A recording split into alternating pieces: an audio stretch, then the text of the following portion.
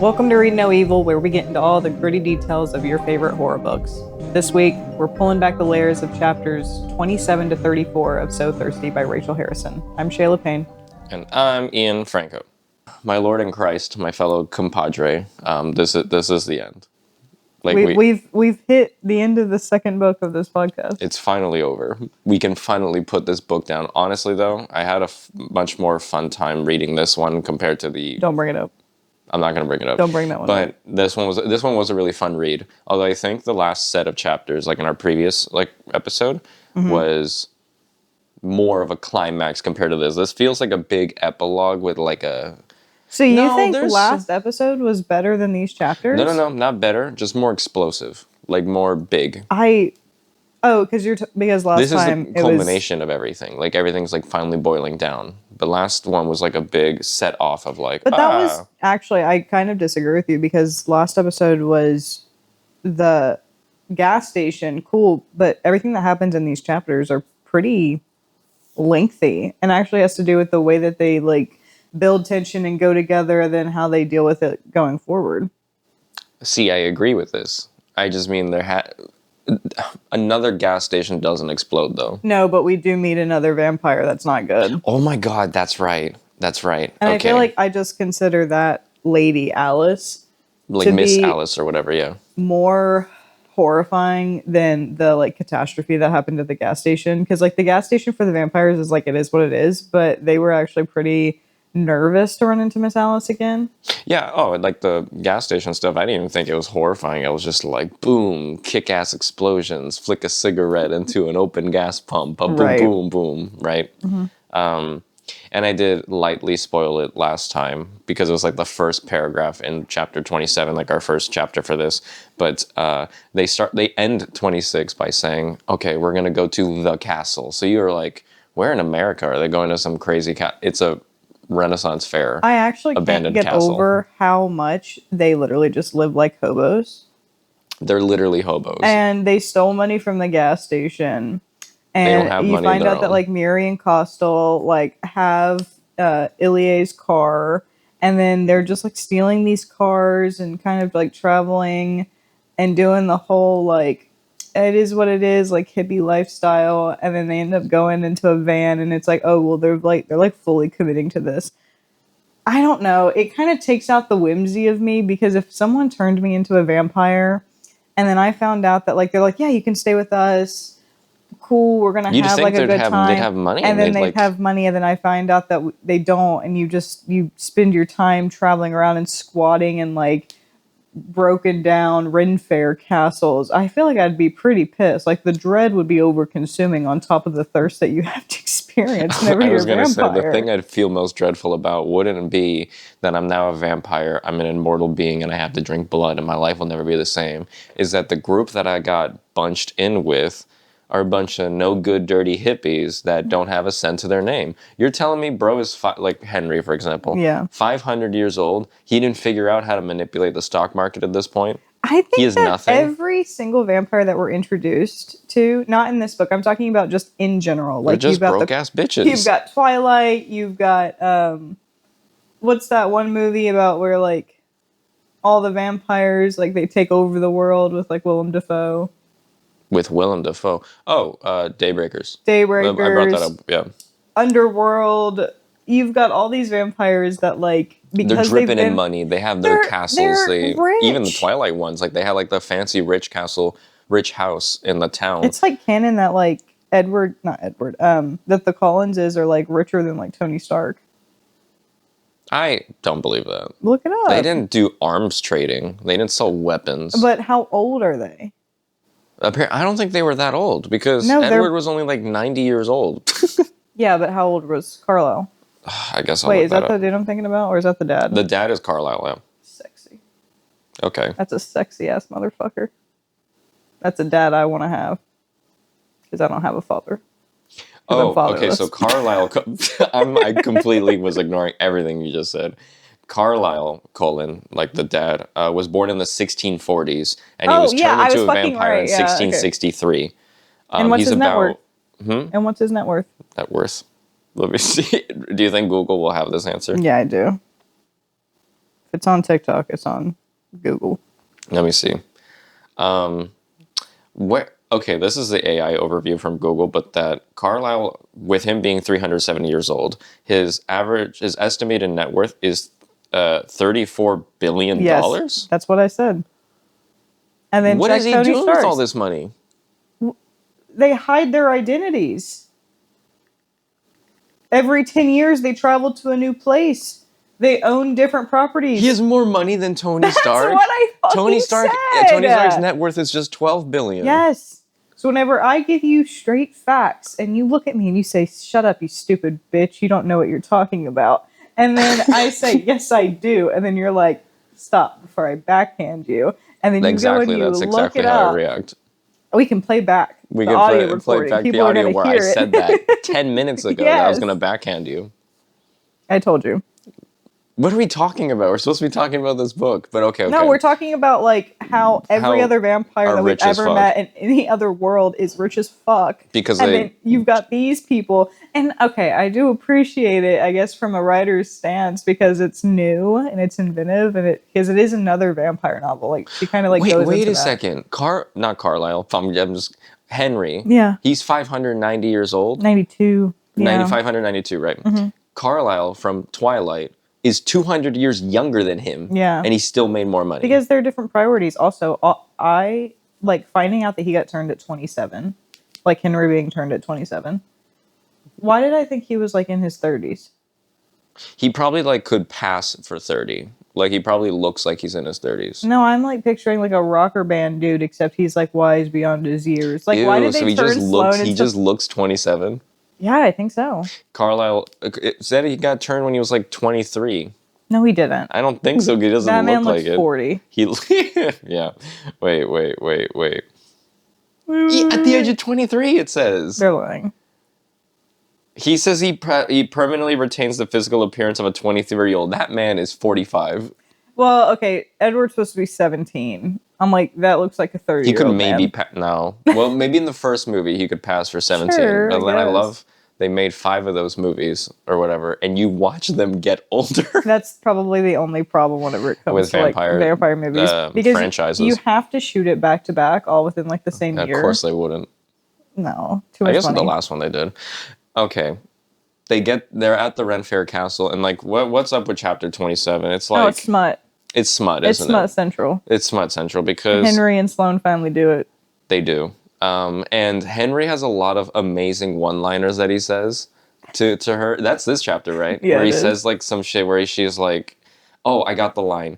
So of course he seduces her. So obvious because he literally Seduces her as if like, but you say that as if like she doesn't have it in her to like repel him. I have a better word. Okay. Charms. Okay. Like no doubt. Right. He charms her with his not his looks, not the fact that they're both vampires and stuff, but because he goes and says, "You fear living, a pity. You'd be so good at it." Whoa. I was reading this chapter and I was being like kicking, giggling, like feet up in the air, like Yeah. twisting them around. And I was like, oh my god. Me mentally, I was doing that. I think I was just laying perfectly still, not making a single No, face I reading remember this. walking into the bedroom and seeing you like kicking your feet, and I was like, Ian, what are you doing? You're like, oh, nothing, just reading. Okay, just calling me out like that. When they're doing all this stuff, where they finally consummate the charminess and everything. Basically, they're on like a boat in the Ren Fair, and I wanted to call it out that it was really funny that the boat was called the Demeter. Yeah, That was funny. I need to watch that movie, but whenever I read that, I was like, that's funny. I'm like working out on my elliptical, and I'm like, that's funny. Yeah.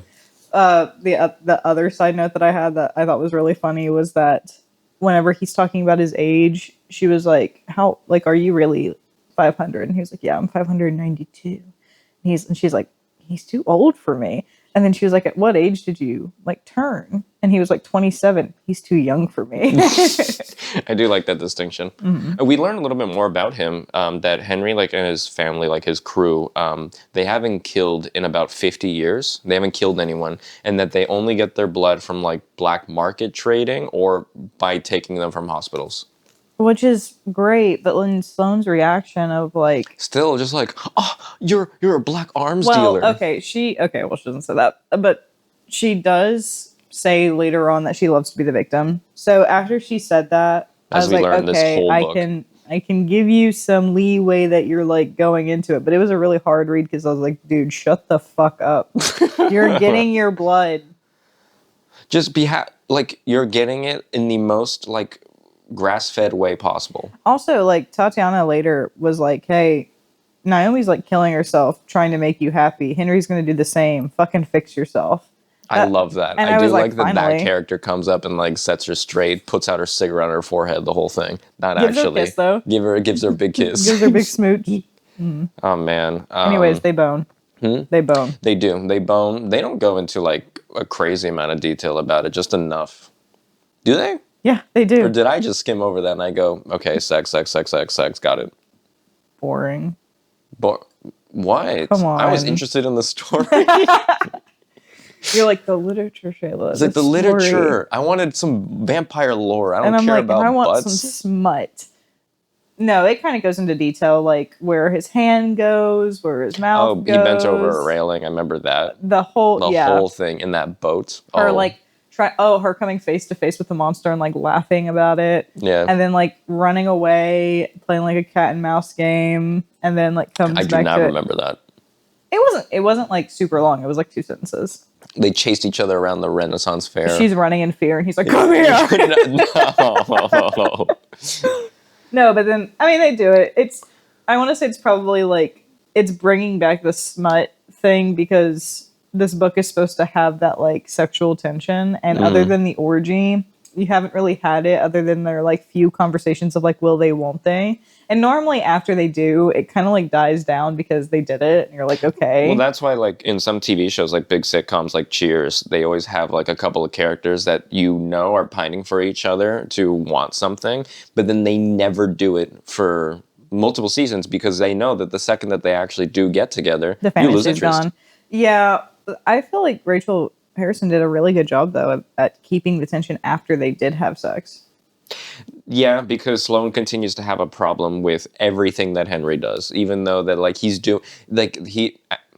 for him being what he is, a monster of the night and everything, he's doing it the best you possibly can. And then when we finally get to the whole Miss Alice thing, you go, well, check this out. This is that other horrible extreme. Yeah, but it's also like Henry wanting to like save the day. True. I did find it kind of like, don't get me wrong, I am rooting for them and I do love the story, but Sloane talks about leaving Joel and leaving like the safety, and then she does kind of like just go into another dude's arms. And I know that's supposed to be like the sexual tension of it.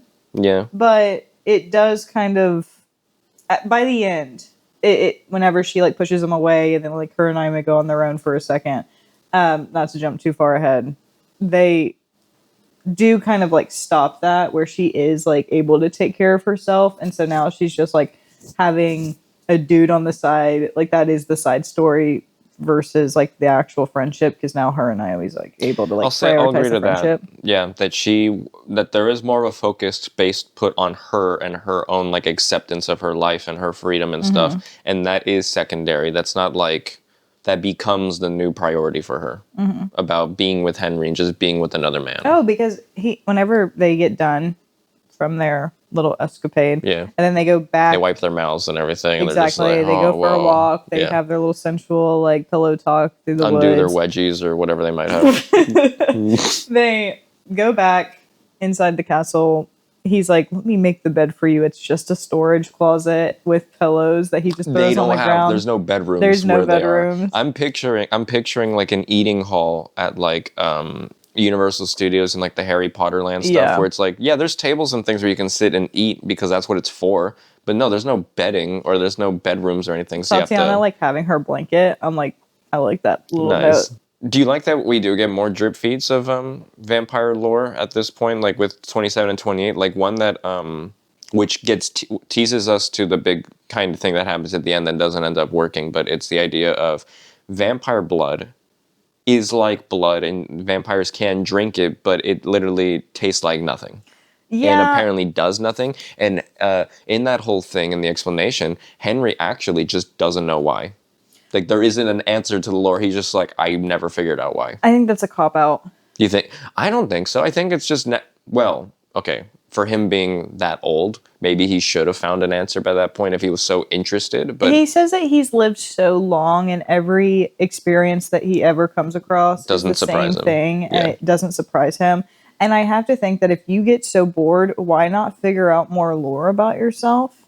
Like if you were so bored, the way that he's like complaining about it, and he's too much of a coward to kill himself. Whoa, bro. No, he says that. Oh yeah, he does. He says that he's a coward in that. Yeah. Yeah. But I was gonna say that if I was an immortal vampire for like the last few hundred years, I definitely, after maybe 100-something years or so, I would have like gathered resources and stuff, and I would have just started like cosplaying as like some ancient wanderer looking for answers in the deepest of caves. No, not caves, like temples and stuff. And I'll do underground temples, but not caves that are like descent size where like you have to squeeze your way in. I want to walk in like a chamber. Well, normally those caves start with you walking in, and then you slowly... And then I stop. The second it starts getting small enough, I will stop. What if it like closes in behind you, and then you have to keep going forward, otherwise you die? Because that'd be a horrible way to die. Vampire powers, and I will break through the rock or something. They are pretty strong in this book. Yes, they are. They're kind of vague about it though. Like they just are strong. Right. Oh, I do remember what I was gonna say. Like what can they bench? Whenever it came to them losing blood. Right.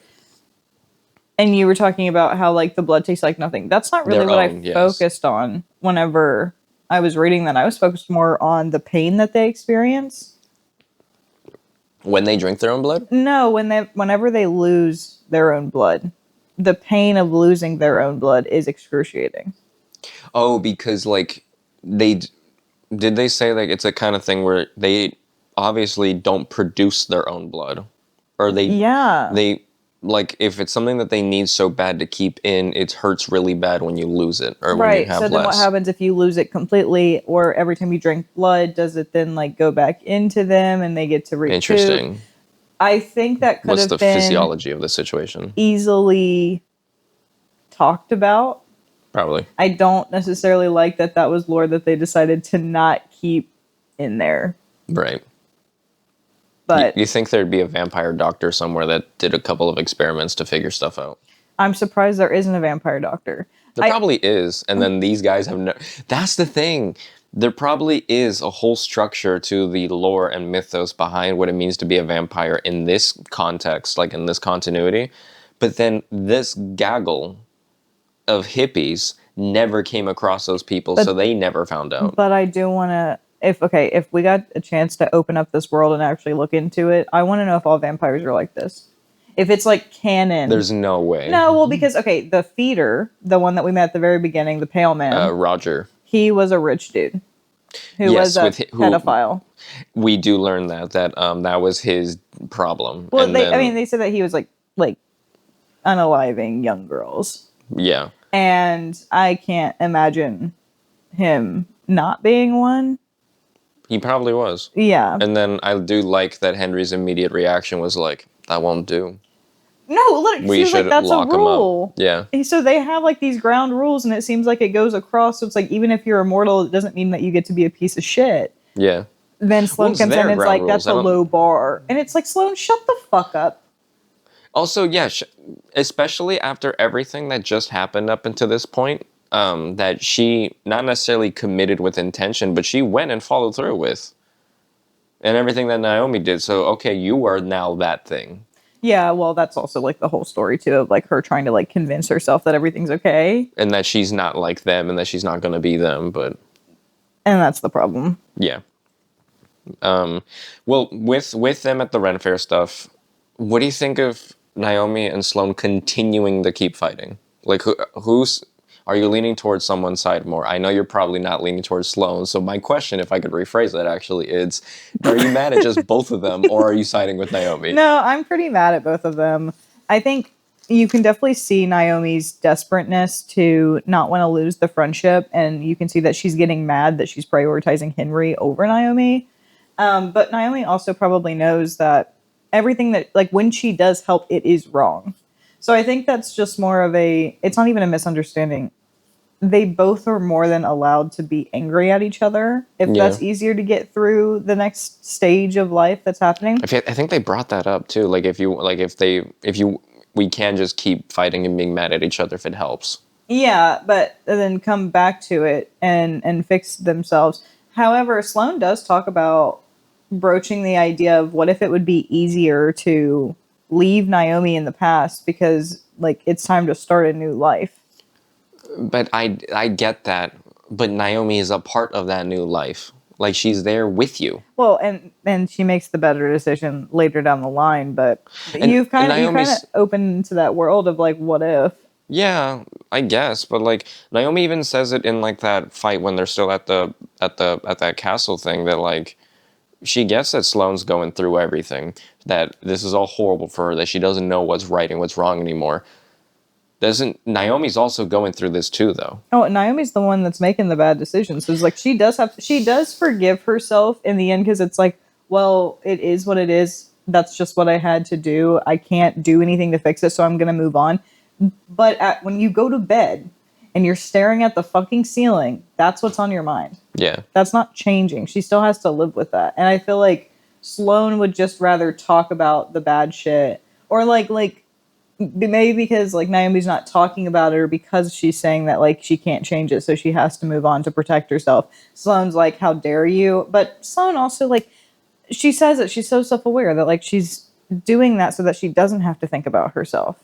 Like it's easier to be mad at Naomi, and Naomi knows that. But then it's so unfair though. Well, I mean, Naomi does get tired of it. I think the arguments that they have in this section isn't necessarily just like the arguments between them. It's like, does Sloane want to continue living with Naomi, and does Naomi want to keep fucking putting up with Sloane's bullshit? Especially if now Sloane is prioritizing Henry over her.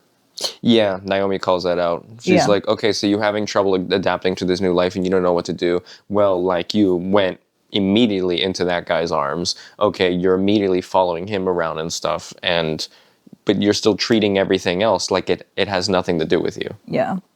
Yeah. Oh, and then like Naomi's doing fine. I mean, she's now in a throuple with pretty much, huh? Like Ilie and Elisa. Because she's a decision maker.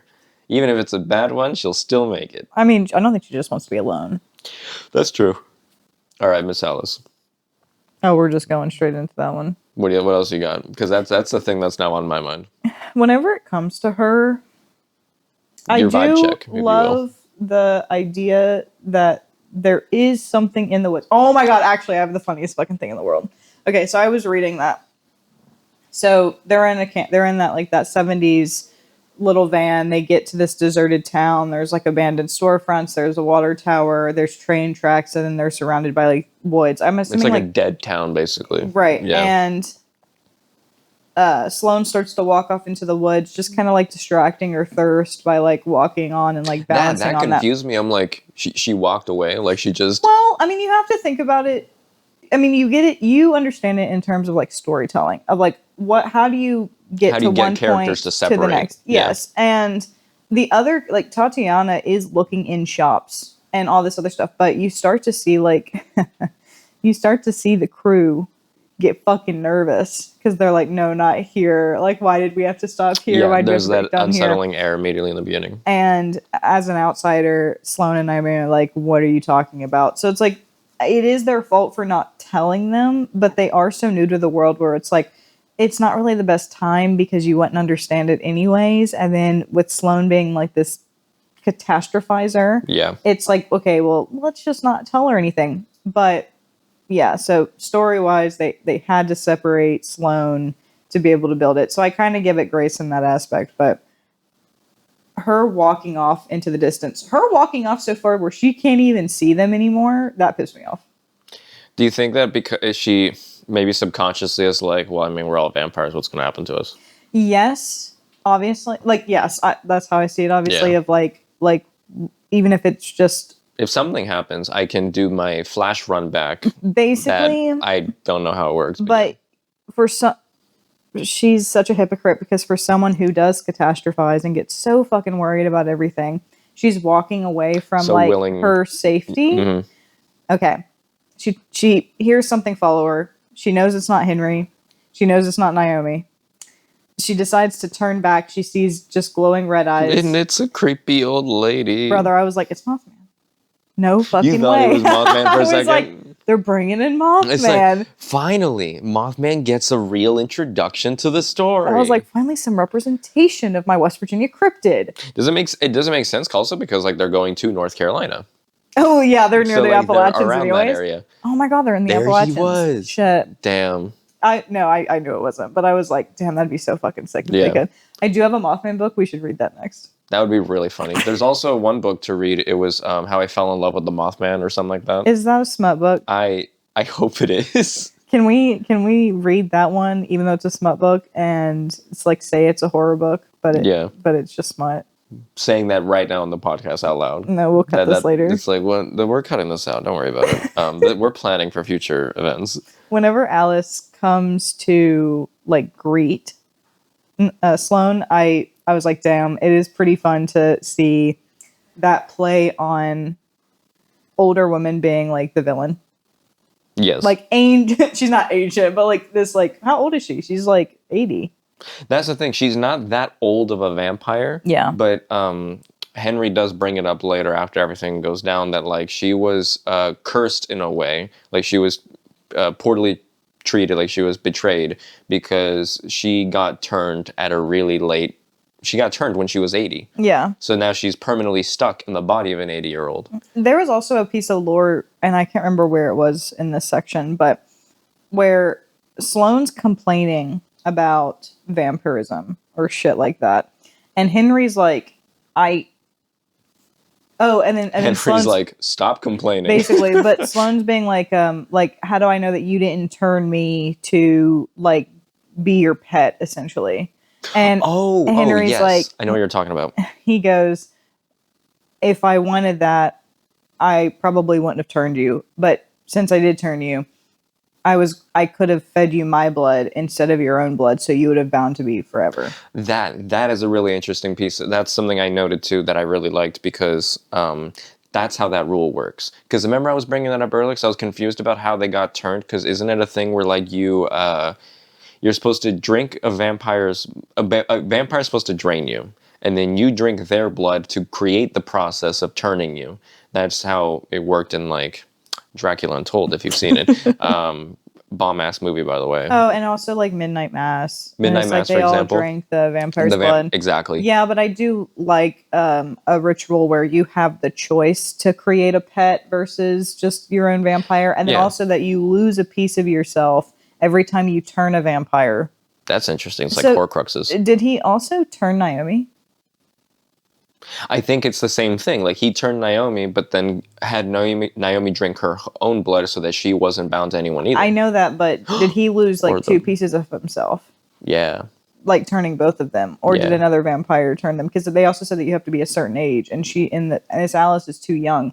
So my question was that do you think Alice's maker, who had abandoned her and left her in this, was like had given her like their blood? Not her own blood. I think so. Because otherwise, why is she... I mean, don't get me wrong. Old women can be villains. And she is. And she's a cannibal. I do think ridiculous. that part of her being a villain has to do with the unfair circumstances that she has. Yeah, because why does she choose to stay there? I don't know if that was brought up. I don't remember. No, I think it's more of just like... Maybe like subtext. It's good. Also, maybe it's just good eating. Okay, Miss Alice says that. And then she like... Okay, go ahead. Oh, no, that's what I think. Yeah. It's good eating because if this is the town that they're describing where it's a lot of abandoned buildings, there's barely any people living there and such, and it's the place. No, there's nobody living there. There's nobody, right? No, yeah, and she lives on like the crooked water tower that's like looks like it's gonna fall over at any point. Yeah, and because of that, if you are in that circumstance, like our little vampire crew, where you get stuck because the car breaks down, whoop. Well, I think also a lot of people that go through there happen to be like backpackers, because I'm picturing this as like the Appalachian Trail, and people do walk up the entirety of it. That's nuts, but yeah. Which is in my opinion, the worst one to walk all the way through. Yeah. Just because of all the lore that comes from there. All the Mothman things. Whenever Alice is talking about like, oh yeah, I tell people that I work for the National Service or the National Park Service. Park Ranger. I believe it. I want to know what she's wearing.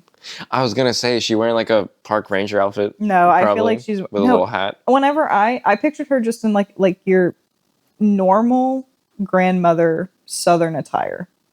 Also, whenever I read that she was Southern, I was like, representation. Representation, finally. Representing my Appalachian Trail. But she's an evil feeder, as they're called, and we get a more clear. Feeder? Yeah. Okay. They do in that chapter with all of the Miss Alice stuff give the final real definition of what a feeder means, because up until that point we didn't get a clear definition of that. Because with Roger they just go, yeah, he's a feeder because he's done bad things. That was it. With her they explained that feeders are like the vampires that will go beyond blood and beyond normal, so societally acceptable things. Vampire society, right?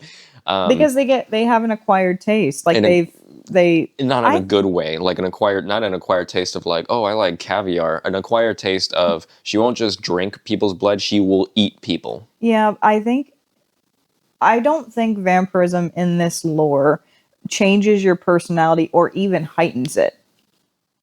You don't think that it like heightens it? I don't think it heightens it. I think that like when that thing happens to you and you now turn into a mortal, I think your perspective shifts and it kind of like opens the door in your mind about what you are willing to do because you know that there are no consequences.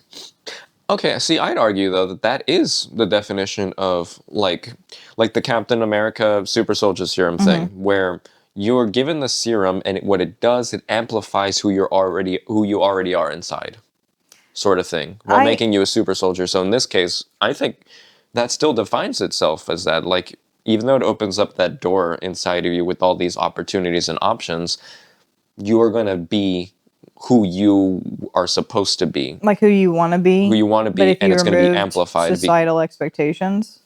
Midnight Mass does it too, where like the whole town, because they're Christian like fanatics, and it's not in the beginning because they're just regular churchgoers who just tend to their religion, and they are Christians and they just do their daily stuff. It's like it's not harming anybody. They're just going on throughout their religion.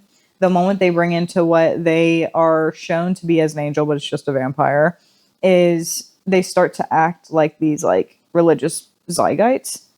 I would see, that's the thing. I'd also argue with that show, just like how this does and other material, that you get little tablespoons servings of who these people truly are. Because in Midnight Mass, they were always like that. Because some of the things that they do and the way they talk to each other and the way they decide things, it comes off as that over hyper religious, self-imposed. Yeah, but I was giving them grace. Okay, but what I was going to say is that that's who they were, but it wasn't the biggest thing. I mean, other than towards the sheriff who was Muslim, and they were actively against him. That's what I mean. Yeah, but I was saying that like it wasn't anything out of the ordinary for that area. I'm not saying it was good. I'm saying that it just wasn't out of the norm. Oh, so like, okay, and so in this context with vampires. Okay, is that what you're saying? No, okay, so I'm saying that whenever they turn, sorry, that was like super long-winded. Whenever they turn, they now have this new perspective, but they didn't change because the main dude's parents, they didn't do that. Right. They were like, I don't feel any different. I wouldn't do that. And if I wouldn't do it whenever I was human, I'm not going to do it now. Okay. So see, I'm agreeing with that. Like, I do agree with that. Are we talking about the same thing? We kind of are, and we spent 90 minutes talking about it. No, that's the thing. I do agree with that. It doesn't change them. It just makes them a more purified version of who they already are. That's a perspective change, not a chemical change. I'm just saying in general. Like, when you look at a person, I'm not testing them for chemical imbalances or anything. No, but that's okay. That's what I'm saying. You're talking about like using the Captain America serum change to heighten things. I'm saying I don't think they're heightened. I think they just have a different perspective. I think we're still talking about the same thing and we're agreeing. We can move on. Anyway, on the topic of like being who you really want to be. Yeah, so as we said, Miss Alice is a feeder type vampire who is like the bad kind, like really bad kind, because she eats people. She took Sloane up to her cool water tower crib. She's like, bro, check out my crib. She's like, bro, check out my crib. Are you hungry? I got some stuff for you. And she's like, oh, cool, yeah. Do you have Oreos? No, it's 3 people that have like individual limbs cut off of them and stuff. Emancipated. You keep saying that word emancipated. There. You know what I'm talking about, though. There is a word for like not having a limb. No, I'm not. No, I'm not talking. I'm talking about like when you're so malnourished. Oh, decapacitated. No, it starts with an E. I'm not getting into that. Yeah, they're not good. 2 of them are dead. 2 of them are dead. One of them's alive. The 2 that are dead don't have limbs. Yeah. Yeah. And it's super. I don't know what else to even say about that. Yeah, Miss Alice is super creepy, giving out creepy vibes, trying to get Sloane to get into this whole thing. Sloane don't want. Henry comes. Sloane don't want. Sloane said no, please. Sloane leaves.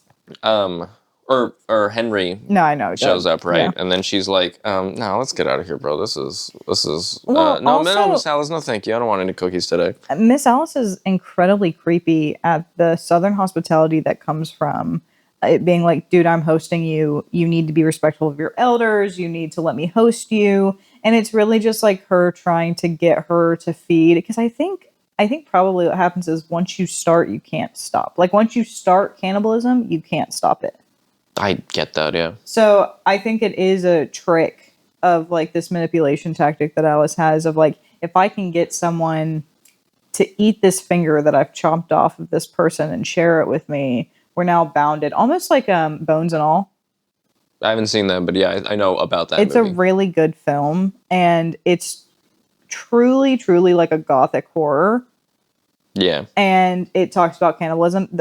Side note, the craziest thing in that film, well, there's a couple crazy things in that film, but one of them was that a lot of these people are just born that way. Like born cannibals, like acquiring the taste of flesh. And it's almost like the supernatural element. Mm-hmm. And then they run into another guy who is one, and he has a friend who's a cop who isn't one, and he does it by choice. Whoa. Yeah, we should watch that later tonight. Okay. We should have a movie day. Okay, we have a movie day on that. But I watched it in theaters, and it was really, because I was like, okay, that's probably the creepiest thing. Because it's never like the world that's creepy, because you can kind of get behind it because it is like this thing bigger than you. It's whenever an individual decides to go off the beaten path and take it so far. Because I'm wondering if Sloane would have run into like Henry. Because the Pale Man. Because they run into like the guy at the gas station. It's like you have these like normal people that are just nasty. Yeah. And you have to deal with it. So I don't know where I was getting at with that. But anyways, Henry comes and saves the day. Yeah, just politely. She's just basically like, no, Miss Alice, I think we're okay, bye. And then they leave. I got confused about where is the positioning here. Like, they leave the water tower. Miss Alice stays there. No. They have or she follows them down. No, so Henry's like, dude, leave Sloane alone. We're not doing this. And then she throws a fit, and she's like, okay, fine. She's like, don't make an old lady wait. And so you said you're going to visit me more? Hold on, let me put my country accent on. And you're going to make me wait? No, it's not good enough. that was just kind of normal. Okay. So anyway. Then she says that, and she starts like descending down the steps. And she's telling them to come on to like basically like get out of her home. Don't keep me waiting. As Alice goes down to help the rest of the crew in their car. Yeah, because they got stuck there before, and she helped them out apparently. Yeah, so she's doing that again, which is like almost like fated in a way.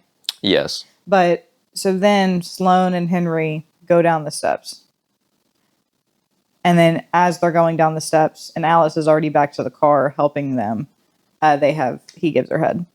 I was going to bring that up. He gobbles her pussy out in the open. Out in the open. Do we have to bleep that? No, I don't think so. He does that out in the open. And like, I love the reason. It was for trust. Crazy thing. It was so that she could trust him. It was for trust. He was like, do you trust me here? He's like, trust my mouth. And you're like, oh, he says that. Yeah, it's just. You're like, yes, sir. Bro. I'm grabbing the rest of my notes. I was like, that's such a weird place to decide to put smut. We just saw two dead people and one person with no leg and no a leg with no foot. You literally did say earlier that like this book doesn't have as much smut as I thought it did, and then it does. But like, when and where? Don't get me wrong, it's written well, but I'm like, when and where? Like, is this really now the best time to do that? Maybe it's also another one of those things like we're vampires. Who's going to stop us from fornicating publicly? The cops? I don't know. Yeah. Okay. Now we're getting into it. We're getting into like Sloane deciding to like be a badass and like go into like her full vampirism. That starts to show its colors here because Alice continues to be a evil, mischievous old woman. Talking up Naomi, getting comfortable with her, Naomi being like a little too trusting in random people, especially like older women. And then Alice pulls out a gun. No, she doesn't. Then I've got my Glock. But she pulls out her... no, basically she's just like, hey, cool, so I helped your van. Leave Naomi with me and I want all the blood bags. Oh, no, she's like either or. Oh yeah, she was like either or. Naomi's like, I'll stay. Sloane's like, bro, she's kind of fucked up. But Naomi doesn't know that. Like, doesn't see that. Naomi's the only one that doesn't know that. She's like, she's just a nice old lady. What are we doing? Right. It's like, I'll hang out with her. She'll make me cookies or something out of fingers. That's what the grit of this old woman, like of Alice, to be combative against, what is it, 6 of them? Oh my god, yeah. 6 vampires just like her. And I'm assuming, even though that she looks 80, she has the strength and everything of... As everybody else, yeah, but like everybody's older than her other than Naomi and Sloane. Yeah. So, and if they're we're going like by new vampires, so they're like a little reckless and stuff. Yeah, yes.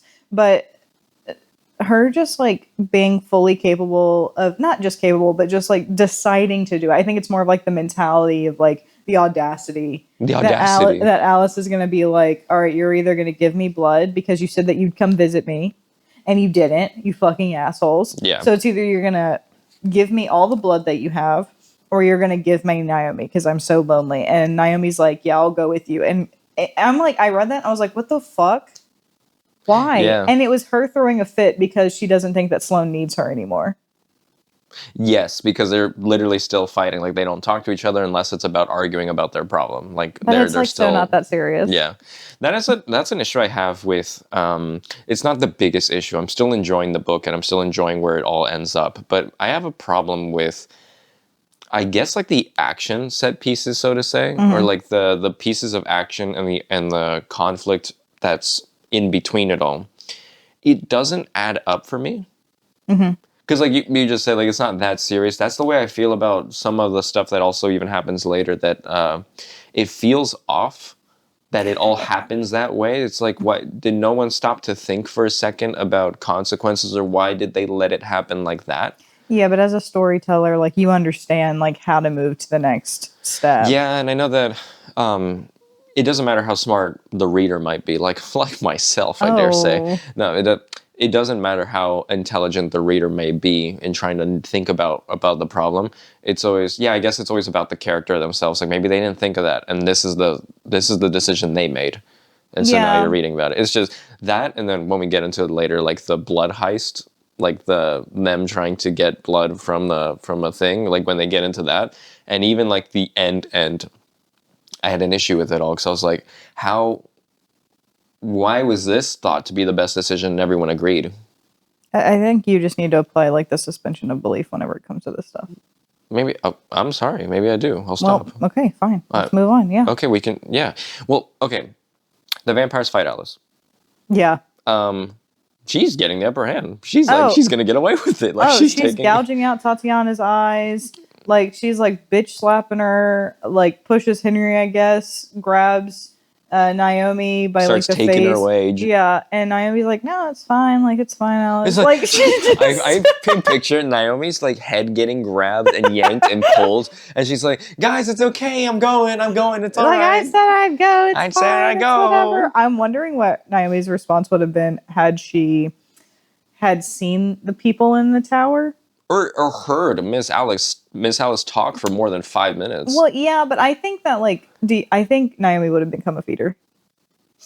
As a You means, think she would like just slip. go into it? No, not. I don't think it's a slip. I think she would make the active choice because like she is a survivor in terms of like making sure that she lives her best life. So if she decided to stay with Alice, I think there'd be a short adjustment period before Naomi would be like, you know what?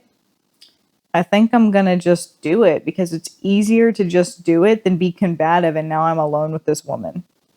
And she is the kind of person that she will just keep walking down the path that's right there in front of her, and It's a new know that there's experience. other opportunities, know that there's other decisions that she could have made, but she goes, well, this is the one that I have in front of me, so I'm just going to go forward. And it's the path of least resistance for me to be happy. It seems like she just wants to be happy and have a good time. Yes. So it would just, she could get around that and be like, well, I'm like, I'm hungry.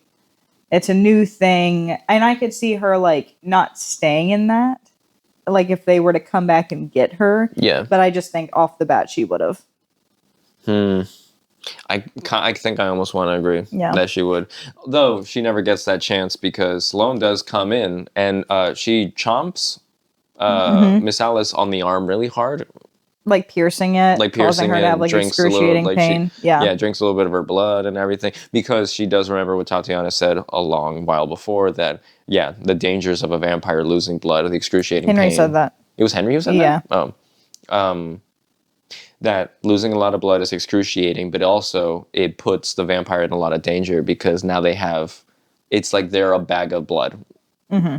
Not like in the way that... Oh, I didn't see it like that, but yeah, that's pretty good. Yeah, but not in the way that we are, that we can just continue to eat and be healthy. They lose blood, they are weakened, and they are at more risk of dying and all that stuff. Sure, yeah. Vampire blood does in fact taste like nothing, apparently. Yeah, but her getting so angry and aggressive, I'm like, you go, girl. You go, girl. You do that. I hope I see some more of that later. And we do. But, Naomi fights with Sloane again here and has a point. She goes that she wanted to stay with Alice, not because the vibe seemed okay, but because she felt like Sloane like what didn't... I said, yeah. Yeah, exactly. Yeah. That Sloane didn't want her there. Simply put, like that. And then Sloane continues to be like, I don't know if I can be happy. It's like such a pity party where I'm like, all right, can we move on? And I'm just picturing the rest of the crew being like just rolling their eyes, like letting them fight. Get in the camper van. Like, let's go. Let's go already. But all right, they leave. Yeah, and then they stop at a hotel. Her being so like shameful, like Sloane being so shameful about like almost being embarrassed for like protecting Naomi and being like, Henry probably thinks I'm fucking stupid and like cringeworthy because I bit that woman and I'm feral. And everyone's like, and like Tatiana's like, brother, I love you. Like Tatiana's like, she's like, you're such a savage. It's like that was the most badass thing I've ever seen. You biting an old lady in the arm. Well, I think like, and Tatiana like slowly opening up to her, I like because it shows that it's like no one's against her. But Tatiana just doesn't have space for her bullshit. Yeah, because she says, I'm paraphrasing here, but she literally does say it to her face, and you did bring it up earlier, that like, you are making yourself unhappy. Stop. Yeah, like you're, all and sexy it doesn't French. Just ruin you; it ruins Naomi and Henry. Like you're going to destroy both of them. So if you can't get out of your own head for yourself, get out of your head for them. Yeah. And she kind of like sets with that, and then like moves on. But them going into the hotel and like walking past the receptionist and like Sloane just being like, dude, if we were trying to fit in, we can't because they look like such an eclectic bunch. I thought that was pretty fun. That is fun. And see, that is the way I'm picturing them. Like, even before when they were all at like that house party and everything together, that just that room of people have this crazy look about them of just mismatched. Because they're all like late 20s, early 30s. Yeah, that's the vibe, I think. I kind of feel like Ilya is like he probably looks older than everyone else. I feel like he's got like stubble and like he's a little bit more wrinkled. Oh, I actually don't think that. I think that if anything, he looks younger than anybody else. You think so? Yeah, because also he's the one that has the drugs. He's the one that gets kind of like excited about everything. Like I feel like he has like this youthfulness to where not only does his his personality kind of show off this like kid-like feature of like being excited about silly things, he might also look that part, so it's easier to believe that, because I feel like if he looked older than everybody else. See, that's where I'm going though. I'm going the opposite way. But wouldn't that be a little bit like cringy? No, I'm not thinking he looks like he's 40 or something, but then when I heard Colin Farrell, I go, all right, 31-year-old guy. Like Colin Farrell from a while ago. Okay, yeah. Yeah. Okay. Where Sure. like he's aged up a little bit, but he's in that like that little sweet spot where he can still be childish, but he's like, it's funny because you're a grown man. Is Sloane and Naomi like the oldest ones in the group? No, I did not consider that. I think they are. They probably are the oldest looking. Yeah. Well, all women look gorgeous no matter the age, but I don't think that was in question, but okay. it's like you didn't have to say that out loud, but all right. But I'll believe you. Is it? Thank you. You're welcome. Yeah, they probably are by like maybe 5 years or so. Like Yeah, just that's in kinda how I'm saying technical standard. Like, isn't Sloane 34? 36. Oh my god. I think, right? Like she's turning 36 so like she on looks this weekend. 10 years older than like Henry. Whoa. No, I'm just saying. Okay. I guess so. All right, but no, I'm just saying like that is kind of crazy if like all the rest of them are in their late 20s. But then we don't know what they actually look like though now that they're vampires, because I feel like they got like that Botox tightening. I don't think they did because Miss Alice. Or that's a good point. And they can't see what they look like. And they can't. I know. That'd piss me off. I would be pissed off, because Can I'd be they like, see if I their got turned into clothes? this. Fuck, I don't know. Probably. Like, are they invisible manning it? Yeah, I think so. That's horrible. I know. Yeah. Okay. Yeah. See, that's a weird thing about this whole vampire stuff. You can't see the vampire in a reflection. Cool. Even their clothes. I'm wondering though if like they did like a mercury mirror. Are you kidding me? What? A mercury mirror. What is? Oh, I know what that is. Yeah. I think still, because I think even like a reflection in water, they can't see themselves. I think there's probably something, I and it think would in a be my spoon. duty. It'd be my vampiric duty To fucking figure it out. figure it out of how I Use could see myself. Gamma rays to see my I reflection. would actually. That would be my journey. Oh, I'd get lost in like a rabbit hole of figuring out which kind of digital camera sensor can possibly capture my image. Yeah. And I'd try all of them. Fujifilm, Canon, whatever. I'll to figure do it an out. icon. Sure. Maybe. Maybe. Polaroid, maybe.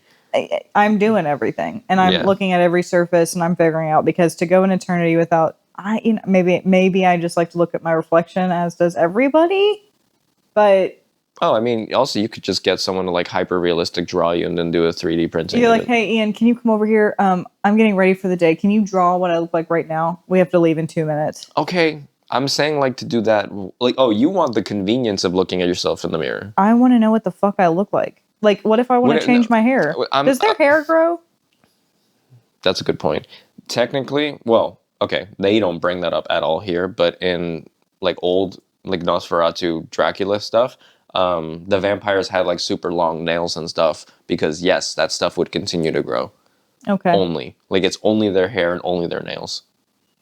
Okay. Apparently. In Twilight, it doesn't. Oh yeah. They're supposed to be bald. They're all bald. That's like the running joke that with all the battles that they've been to, that they've lost, like, and their hair's been ripped out and stuff. So yeah, they just wear wigs. I could totally see that happening. I can believe that entirely. Oh, and then they also are wearing wigs in the films later on. Yeah. Edward's wig continues to get worse as the films go on. All of them do. Literally, he looked the best. I like how we keep bringing up Twilight, but he looked the best in the very first movie. Like, I wanted that hair. We got to bring up a book that doesn't have anything to do with Twilight. Yeah, Yeah. But, dang it, what was I going to say? Sorry. Okay, story-wise, like, they do stop at a hotel, but the problem is that they have only one blood bag left. Fucking Sloane won't drink any.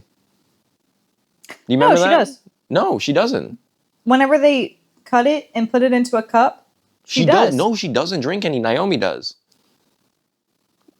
I wrote it down here. Are you thinking about the blood bag whenever they're drinking in the camper van?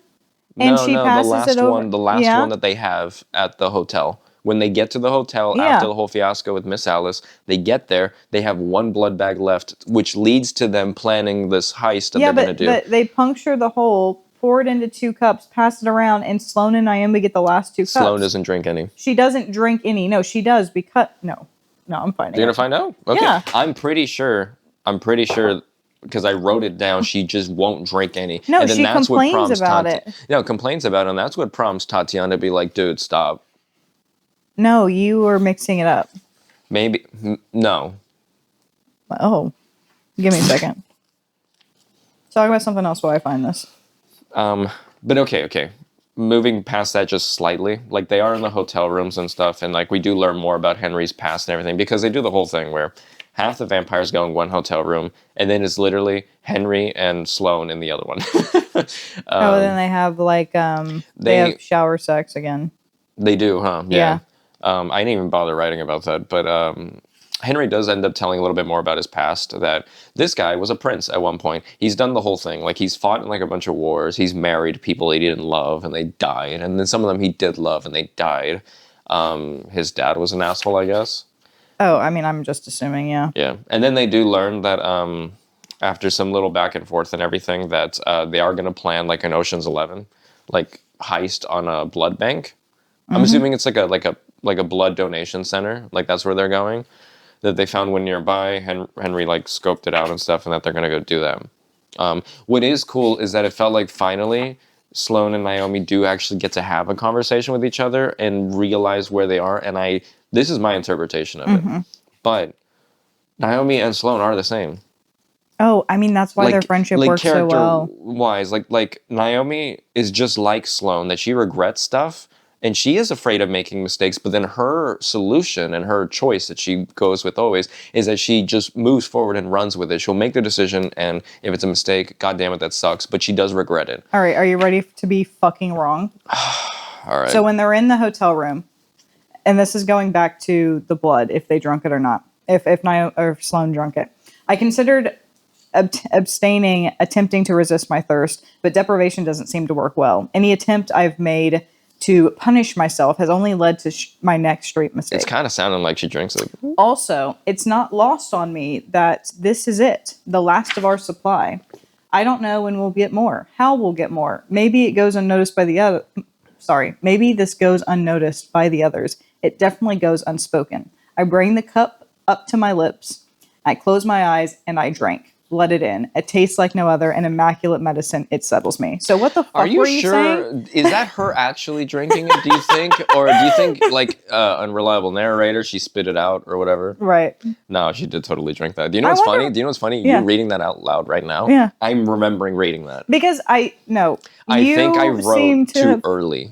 Oh. Like, I think I wrote my note down too early when she was talking about, like, I won't do it. Like, literally 2 sentences before, and I wrote that down. And then I probably read it go, I drank it. I never wrote that. That's really funny. All right, I'm wrong. Although that's open to interpretation. It's literally not. Maybe she switched it around in her mouth. Stop fucking irritating me. No, okay, Sloane and Naomi, though. They're both the same, and they have the same fears about life and about things, but they both just use different tools, and they always take a different approach on how they handle it. Naomi bulldozes forward, knowing that mistakes are going to be there, and she's afraid of them, but that's her choice. Yeah. Sloane is the one that hides. Yeah. And will never make a decision, which I do like that they actually get to talk about that shit out in the open, and it feels like Sloane is kind of starting to get it. Oh, I do think Sloane has started this transition, and drinking the blood and accepting it was part of that process. Also, like, just the conversations that she's having with Henry too, about him kind of like branching that out, and then like the stuff that Tatiana's saying, and then Naomi being like, the only thing that's stopping them from fully embracing is Sloane. So I think Sloane understanding that she no longer cares about Joel. She does want Naomi in her life, and she is more than willing to accept a new heartbreak and figure stuff out with Henry moving on. The only thing that's kind of left is like how she feels about herself. So it's like she is Naomi opening literally that. does. Okay, Sloane goes, okay, I'm going to be honest, Naomi. I'm not mad at you. I'm like, there's something I'm mad at. It's not you. And Naomi pulls out her sunglasses, and she's like, then okay, don't be mad at yourself. Ooh. Whoa. They do make up, and they do talk a little bit of sauce about stuff, like about Henry and probably how big he is. Yeah. What? What? What did you say? Let's move on. He's probably huge. Bro's probably hung like no, a fucking... I heard you. You don't have to keep saying it. Should I keep saying it? No.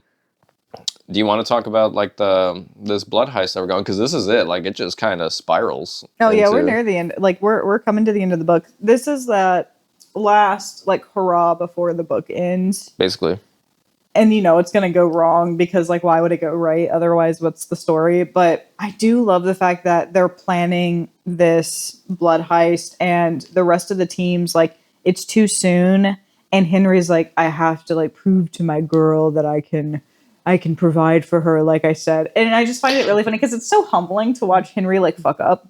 Yeah. Well, it's not like it's too soon for them to go do a heist. You mean like it's too soon to incorporate Sloane and Naomi into it because he wants to. Like they normally stake out a place for a couple of nights to see what the actual like plan is. But now they're just doing it to their closest Red Cross center because they don't have the time. And he knows that Sloane is very irrational. Yeah. And you find out that it's because Henry is trying to like knight in shining armor Sloane to be like, I told you I could provide for you. I told you to trust my mouth. Right? But also, let me follow through with what I was going to say. Because honestly, the rest of the vamps could have waited it out. Right. Like they could have waited an extra couple of days. But no, you're right. I think it's Henry trying to not like be macho, but basically I wouldn't say macho. Yeah, I would say like. But there's a better way. There's a better word for that. But him, yeah, upstanding, he's like, chest out. Yeah. But Tatiana is like, because Henry's incorporating them into the plan about like, okay, you guys stake out and do this. Tatiana's basically like, you guys will not do any of that. You will stay in the camper van and just sit here because I read So Thirsty by Rachel Harrison and you guys can't be trusted. Basically. She thinks they're trouble. It's like the Dean and Sam Winchester reading the supernatural novels as like Chuck writes. Right. And they're like, "What? These guys are crazy. Do they act like this? Is this story about us? Yeah, literally, it's the way you were like the first like 5 seasons." But the camper van craps out because like they're in the middle of it. Yeah, in the middle of it, like they're doing the heist. I guess like it's going okay.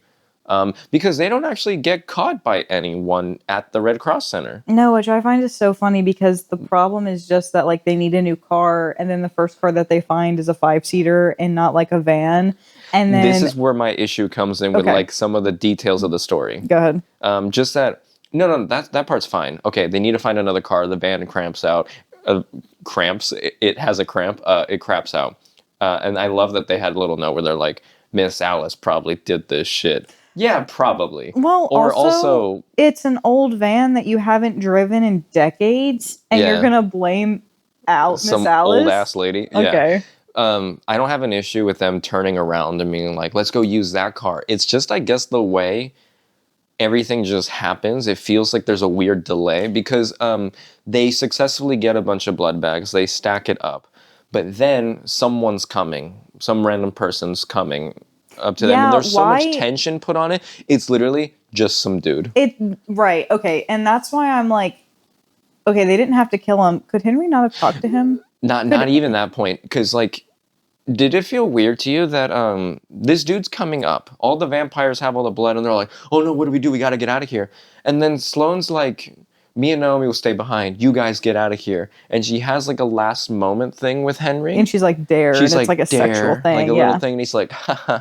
Yeah. And it's like that smile, that goddamn smile. And then he leaves her. They leave. That's what I feel weird about. I'm like, why are you guys... What's the urgency? Because it's just some guy that literally he walks up, non-ironically, and he's just like, you girls need some help? Women are not good at driving. Literally it says all of that stuff. And then that's it. Car trouble. Okay, first off, you can fit 7 people into a Corolla or a Camry. Well. You can. Yeah. Okay, so just do it. Also, there were 2 cars there. That's I wrote that as a note, like just this set piece, if you will, was a weird structure for me, because maybe it all feels like it's supposed to happen a lot faster, but it didn't. Yeah, there's a lot of pieces that are forgettable, and then there's a lot of pieces that like don't necessarily connect the way that they should. I chose, when reading this, to just back the author and go, okay, this is where Sloane is deciding to live for herself and to fully embrace who she is, and the vamps are trusting her. So it's like this whole family ordeal of, okay, you don't have to babysit us. We can do this. This is what we want now.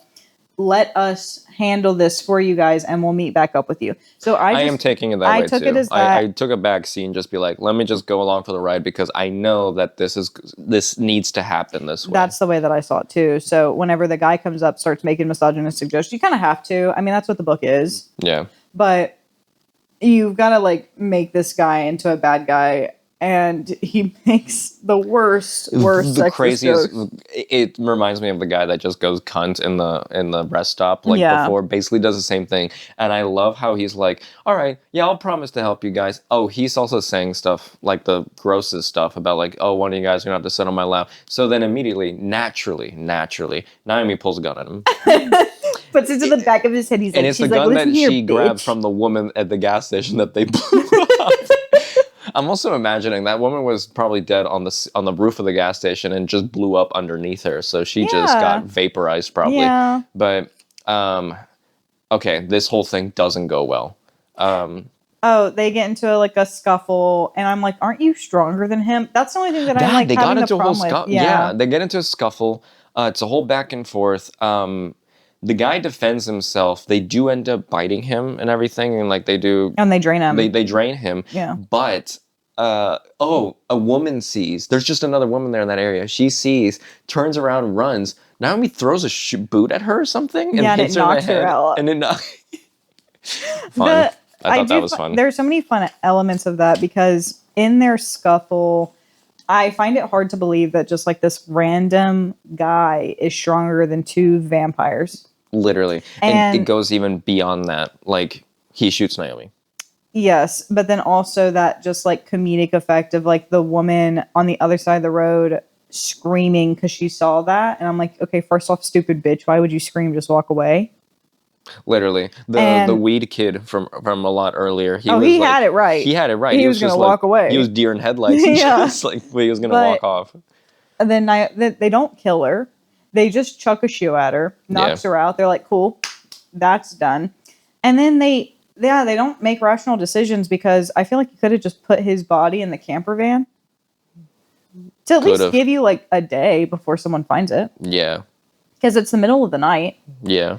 Or no, sorry, it's not. It's like the beginning of the evening. Like it just hit night. It's dark though. Yeah, and so to at least have like the 12 hours to get away. Not kicking the gun away during the scuffle. Okay, he shoots Naomi in the heart. Bad. And then Sloane. Yeah. Can I say it? Yeah, go ahead. Sloane turns him into a dude smoothie. Is that what she says? No, it's the way I pictured it reading it. Mm-hmm. She apparently beats him into nothing. Like into just meat. Oh my god. And like drinks him dry. Like turns him into just a flap of skin, I guess. Yeah. Can you just imagine him like you remember those old commercials of like don't smoke weed, guys, and it's just like the flap of skin sitting on the couch. No, what? Have you not seen that? I might have. It used to be like PSAs, like don't do drugs, kids. Because you say that, I'm picturing the commercial where someone needs like a Snickers or like Sour Patch Kids because he's a flap of skin, and they put it in his mouth and he pops into a normal person again. It's sort of like that, except it's the opposite way of like if you smoke weed, you become like a flap of skin. Yeah, like you're like a shell of version of yourself. Like you're empty inside. Right. That's so poetic. And I'm like, that's not the worst drug you could be on, but okay. God. So, anyways. We digress. Their tension starts building, and I'm like, okay, I kind of understand that. And they start to drive away. And I don't even know what to make of that whole Sloane driving, and she runs a stop sign. The cops get her, and then she kind of just goes like, they go like full like Thelma and Louise. Where Fast and Furious just and like driving and crashing. They all run that away stuff. from the cops, and they come into they run away into this mall, and they're like, "Oh my god, the dream mall!" Yeah, because they both shared a dream, I guess, in the beginning of the story, where they both went to a dream mall, and like it looked a little different, this and that, and they end up at an abandoned mall. I do find that poetic. Yeah. And I think that's the point, is the characters, one of them's supposed to die. Again, that's just story elements of, like, that's why Harrison probably didn't add any, like, lore about what would happen, because I don't think she would have died. I think if she just probably would have eaten, she would have been okay. Right. But, like, Sloane sacrificing her own blood to try and save Naomi. She does a whole thing. Like, they do make it to, like, the middle of the mall with the fountain. Naomi's just bleeding out, and, like, she's not recuperating. She's not healing. Yeah. Yeah, and you're right. Sloane does try to, like, feed her some blood, and it's not working, and it looks like Naomi just passes out. Yeah. And then it gets me a little blurry. Like, Sloane trips out for some reason. Trips out. Like, she says, like, she's, like, looking at colors. Like, the way the description comes out is like she isn't seeing clearly because of some reason. Well, no, her vision, like, she bites her own wrist to try and give Naomi some of the blood, and she does, and then she doesn't talk to her because she doesn't want to hear if she's going to respond or not, because if Naomi doesn't respond, it means she's dead. But if she loses any more blood, that means that she could die. Like, in their head, that's what she's picturing. And, like, the description of everything is getting swirly. That's what I mean. Yeah, because she's passing out. Yeah, because, like, it doesn't say, like, she turns and sees this, she turns and sees that, she does this. It's, like, a little bit of the in-between. Like, it's vague to the point to where she sees people running to them. In my head, I'm like, damn, the cops.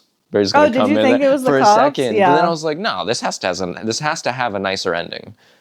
No, it's Henry it's the vamp hippies. Yeah. And it seems like Naomi's okay at that very last moment because she does, like, sit up, because I think the vampires give her blood. Yeah. And then, wait, technically the book does end there. Yeah. No, actually. There's an epilogue. There is an epilogue, but it is Sloane saying, like, this is my family, this is my new life, and accepting it fully. Finally, fucking sad ass. And bitch. I'm like, it takes the last sentence for Sloane to be like, I am happy, and you're like, what the fuck? Which, honestly, that's the whole point of the story, I guess. It's like to get her to finally feel that. Yeah, but I'm like, when does the audience actually get to enjoy it? I guess, guess when do we get to live in it? I was gonna say with the epilogue, but it's so brief. And also, there's the way it ends. I'm like, I don't know if I get what they mean by that. Okay, into the epilogue, they're in Italy. No, they're in Czech. They're in Czech. Where? Czechoslovakia. The Czech Republic. Oh, because Czechoslovakia is not even a fucking. It was. Yeah, but not anymore. That's the whole thing. Czechoslovakia is what they used to be. They split up into the Czech Republic and Slovakia. Thank you for your history lesson. But they're in the Czech Republic? Is that what they said? I thought they were, like, in Italy. No, they say like speaking Czech. Sure. Okay. That's probably where they are. Yeah. 2 young American women were just with them. Probably not where they are. That's what it says in the book. What? Go ahead. It's just about, we're not following Sloane and Naomi right now. We're just with 2 girls that are worried about life. 2 24-year-old women, yeah. Yeah. They're like, oh, what do we do? What? It's showing the beginning of, like, the friendship of, like almost a parallel of what their life was whenever they were in their early 20s, and the insecurities that came with it, and just kind of like the start of life. It's a parallel of these 2 women starting life together, and then it cuts to, like, it shows, like, Naomi and Sloane walking past, and their parallel of, like, them also just starting this new life. Yeah. That's how I saw it. I did grab that, because, like, the 2 young girls, like, they look up at them 2 walking by, and they're like, wow, they're so happy, they're so in love with themselves, this and that. And they say, like, they wish they'll have, like, that confidence, like that, like, power that they have, like, they hope they'll have that one day. And then this is the line. It's Sloane turns to them, hearing that, and goes, oh. One of the girls says, that'll be us someday. That's the line. And Sloane turns to her and says, maybe it already is. Yeah. What? Like, maybe, I think is she saying to her, like, maybe you already are who you want to be? Yeah. That's the way I first grabbed it. That's the way that I see it, because remember that, like, when Sloane was talking about how when she started to actually become an adult and live on her own, before she could even dream, she decided to go for safety. True. I think that's the similar thing of, like, what she's saying of, like, if you listen to who you are right now, this is the best version of yourself. So just keep down this path. Okay. Like, don't settle. Yeah, yeah. In my head, that translates to, that, because it's the thing that Henry kept on saying before, like the thing that's so special about her is just her. It's who she is and the way that she thinks. So don't let stuff get in the way. Just listen to. It's literally like the listen to your heart sort of thing. Yeah. Yeah. Yeah. I kind of like it. I also just, whenever they're describing what the group looks like, they look a mess. They look nuts, but they're in Europe though, so that's like cool. Sure, That's but normal. I'm like, you guys Look crazy. You guys look crazy. But I do like that that they're now overseas, and I'm just wondering what place they're squatting in now. Yeah. They're probably squatting somewhere. Yeah. I feel like it's a lot easier to do it in Europe though. It's prettier. Prettier. There's a lot more emptier things. But yeah, all the vampires and Sloane and Naomi together in Europe. What do you think about the book overall? I did really like it. I did, like I said in the beginning, that this is fantastically well written, and that so easy to follow. Really easy to follow, and that Rachel Harrison, just as a writer, did a perfect job. Like, you can't just do better than this. Unless you want to subvert expectations and throw in twists that we didn't realize we wanted. That whole thing. She wrote really well with the concept of introducing a lot of story elements and aspects and characteristics, and then looping them all back to the end of the book and her providing ability an answer. to do that in a written story is probably my favorite thing, because in Black Sheep and in So Thirsty, she has the same writing style. I mean, we probably will read more of her books. I'm down to, because if it's anything like this, it's a fun read that feels like this is like a fun bite-sized movie sort of thing, where you just get this fun little adventure. You get characters going through an arc, they change and they reach. Yeah. They change in the way that was asked of them in the beginning of the story. Yes. Yeah, good. And I like the dynamic of the vampires are fun as hell to read about. Like this version of them. They are, even though we complain about it, the hippiness about it, it's like, well, it's fun. It's different though. I also love the idea that like we just get a new style of vampire. Yeah. Like a fun, like you said, like a fun one. So I'm digging it. I'm digging it. Yeah. Mm-hmm. Well, that was So Thirsty. And they did end up getting really thirsty. Okay. Yeah. Well, that's it for this episode. Thank you guys so much for listening. Be sure to check us out on audio platforms. So we're on Spotify and Apple Podcast. And please, if you would like to give us a little rating, just comment on, could be whatever you want, but a nice 5 stars would be really appreciated. We're also on YouTube, by the way, although we don't have a video of that at the moment. We're hoping to get that rolling up there pretty soon. If you want to keep up with what book we're reading next, make sure to follow our Instagram page at Read No Evil. We also share our calendar schedule, monthly book reveals, and other fun bits. Till next time, keep reading more evil. Bye. Bye-bye.